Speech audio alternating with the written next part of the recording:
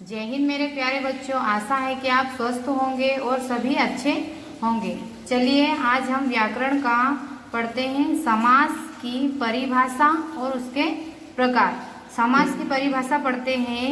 समास का मूल अर्थ है दो या दो से अधिक शब्द मिलकर किसी नवीन शब्द की रचना करते हैं, तो इस मिलने की क्रिया को समास कहा जाता है। यहाँ पर अपने को ध्यान रखना है, शब्द मिलकर। हमने इससे पहले कभी पढ़ा भी होगा बुक में कि संधि किसे कहते हैं, तो संधि में वर्ण मिलकर होते हैं। यहाँ आपको कंफ्यूज नहीं होना, ये समास की परिभाषा है। समास की परिभाषा में शब्द मिलते हैं, ना कि वर्ण। ठीक है, शब्द मिलकर। वापस से पढ़ते हैं। समास का मूल अर्थ है दो या दो से अधिक शब्द मिलकर। यहाँ पर शब्द को जोड़ा जाता है, मिलकर किसी नवीन शब्द की रचना करते हैं, तो इस मिलने की क्रिया को समास कहा जाता है। अब ये समास की डेफिनेशन है। ये समास विग्रह किसे कहते हैं पढ़ लेते हैं। समास को तोड़ना विग्रह कहलाता है। एक एग्जाम्पल दिया है, देखिए आगे।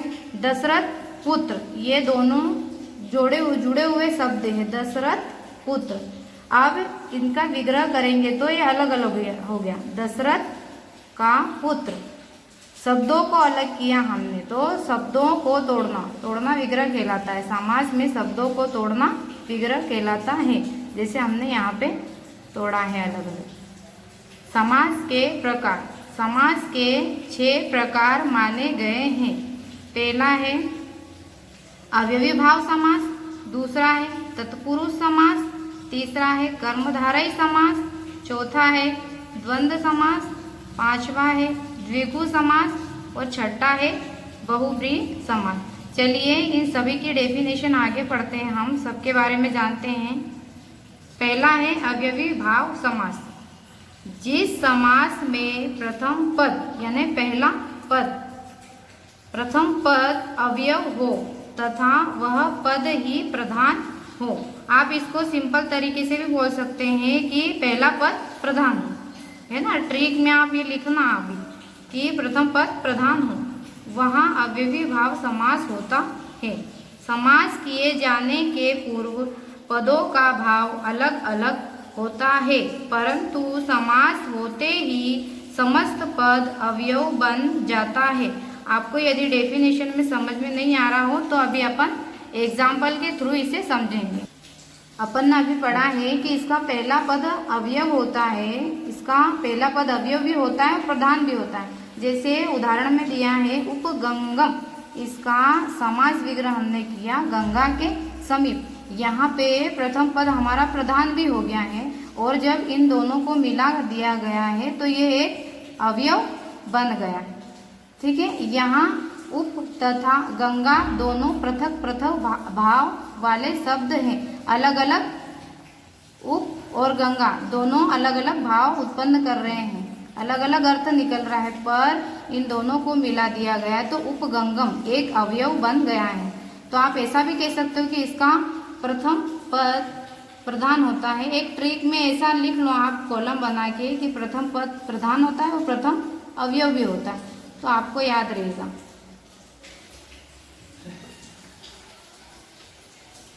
किंतु समास होने पर समस्त पद उपगंगम अवयव हो गया है। अभी आपने यहाँ पढ़ा है उपगंगम हो गया है। उदाहरण इसके 4-5 हैं। प्रतिदिन, प्रत्येक दिन, आजीवन, जीवन भर, उपतट, तट के समीप, यथाशक्ति, शक्ति के अनुसार, यथा समय, समय के अनुसार। ये सभी समास विग्रह है और ये समास शब्द है। चलिए आगे की डेफिनेशन पढ़ते हैं तत्पुरुष समास की। जिस समास में उत्तर पद यानी दूसरा पद, उत्तर पद प्रधान होता है तथा पूर्व पद के कारक विभक्ति का लोप होता है, दोनों पदों को मिला दिया जाता है, वहाँ तत्पुरुष समास होता है। यहाँ फिर से पढ़ते हैं हम। जो इसका उत्तर पद है दूसरा पद वो प्रधान होता है और इसमें कारक विभक्ति का लोप होता है। इसमें दोनों पदों के मध्य आने वाले विभक्ति चिन्ह का लोप होता है। उदाहरण के द्वारा हम समझेंगे। उत्तर पद प्रधान होता है मंत्री का पुत्र, तो ये उत्तर पद दूसरा प्रधान पुत्र, और इसमें कारक का लोप होता है, ये बीच में कारक, ठीक है। मंत्री का पुत्र, मंत्री पुत्र यानी मंत्री का पुत्र, इसका समास विग्रह करेंगे तो मंत्री का पुत्र। उत्तर पद प्रधान होता है तो इसका उत्तर पद प्रधान, और कारक यानी बीच में का की के, आप जब कारक पढ़ेंगे तो का की के से ने के ये सभी वर्ड बीच में यूज होंगे, है ना। विद्यालय विद्या का आलय, पर्वतमाला पर्वत की माला, जन्मांध जन्म से अंधा, गुरु सदृश गुरु के समान। चलिए हम तीसरा समास पढ़ते हैं, कर्मधारय समास। जिस समास में पूर्व पद विशेषण होता है, विशेषण का अर्थ होता है बेटा कि जब हम किसी की विशेषता बताते, किसी व्यक्ति वस्तु के बारे में बताते हैं तो विशेषण कहलाता है, या उपमेय भी कह सकते हैं। और उत्तर पद विशेष्य होता है, विशेष्य का अर्थ होता है जिसके बारे में हम विशेषता बता रहे हैं उसे विशेष्य कहते हैं, या उपमान हो उसे कर्मधारय समास कहते हैं। आप इसको छोटे से शब्दों में लिख सकते हो, प्रथम पद विशेषण याद रखने के लिए, और दूसरा पद विशेष। विशेषण का अर्थ होता है विशेषता बताना, और विशेष्य का अर्थ होता है जिसके बारे में बता रहे हैं। उदाहरण के द्वारा समझते हैं। महात्मा, महान है जो आत्मा, यहाँ पर आत्मा के बारे में कहा गया तो आत्मा विशेष्य है ना। दूसरा पद है विशेष्य, आत्मा विशेष्य, आत्मा के बारे में कहा गया, आत्मा कैसी है, महान है, विशेषण।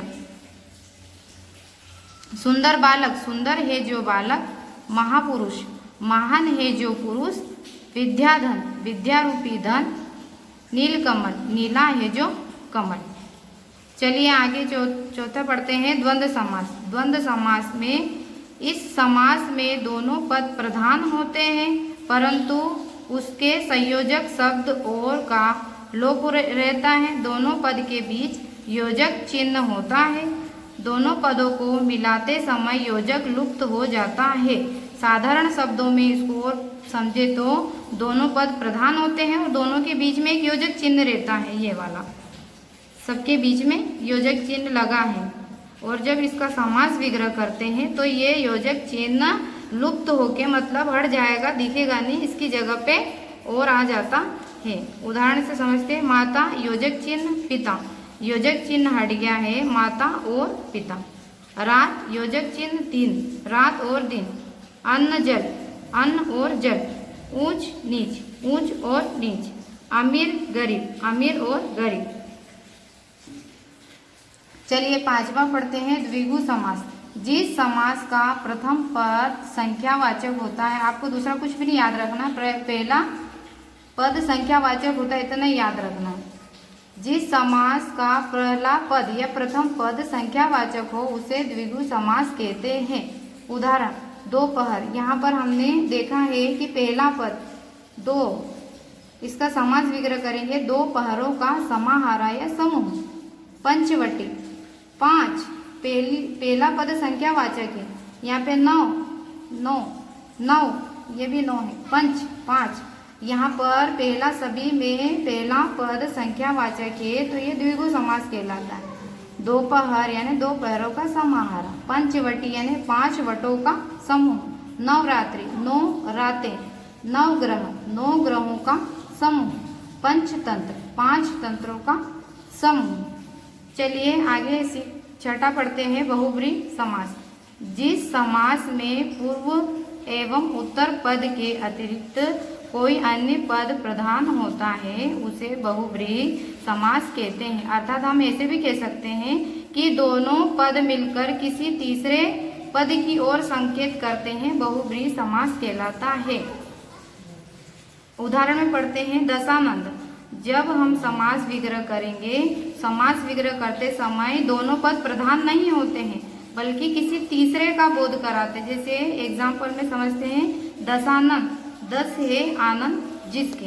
रावण, जैसे ही हम समास विग्रह करेंगे वैसे ही फुर्ती से अपने मुंह से किसी तीसरे अन्य व्यक्ति की ओर संकेत होगा। जैसे दशानंद, दस है आनंद जिसके, रावण। लंबोदर, लंबा है उधर जिसका, गणेश जी। त्रिवेणी, 3 नदियों का संगम स्थल, प्रयाग। कमल नयन, कमल जैसे नयनों वाला, राम जी। चतुर्भुज, 4 भुजाएं जिसकी, विष्णु जी। पंचानन, 5 आनंद है जिसके, शिव जी। जैसे ही हम इसका करेंगे समास विग्रह और किसी तीसरे का बोध कराते हैं, वहाँ बहुब्रीहि समास कहलाता है। यहाँ पर आप कंफ्यूज मत होना कि इसका पहला पद संख्यावाचक है और यहाँ पे तो दशानंद है, ये भी तो ये संख्यावाचक ही है, द्विगु क्यों नहीं हुआ। तो यहाँ अपने को ये ध्यान रखना है कि इसमें जैसे ही हम समास विग्रह कर रहे हैं, किसी तीसरे का बोध हो रहा है, तो तीसरे का बोध हो रहा है तो हम बहुब्रीहि समास ही कहेंगे। ऐसे बहुत सारी जगह होंगी, जैसे त्रिवेणी, यहाँ पे भी संख्यावाचक है और यहाँ पे भी तो था, पर ये द्विगु समास क्यों नहीं हुआ, क्योंकि जैसे ही हमने समास विग्रह करा किसी तीसरे का बोध हो गया, जैसे प्रयाग, यहाँ पे प्रयाग, किसी तीसरे का बोध हो गया तो ये बहुब्रीहि समास कहलाता है। तो इन दोनों में आप कंफ्यूज मत होना, क्योंकि यहाँ पर बस सिर्फ पहला संख्यावाचक कहा और इसमें किसी तीसरे का बोध हो रहा है, और जैसे ही तीसरे का बोध होता है वहाँ बहुब्रीहि समास कहलाता है। समास की परिभाषा और समास के प्रकार आपको समझ में आए होंगे। आप अपने नोटबुक में इसको लिख लेना सभी विद्यार्थी। और जय हिंद, जय भारत।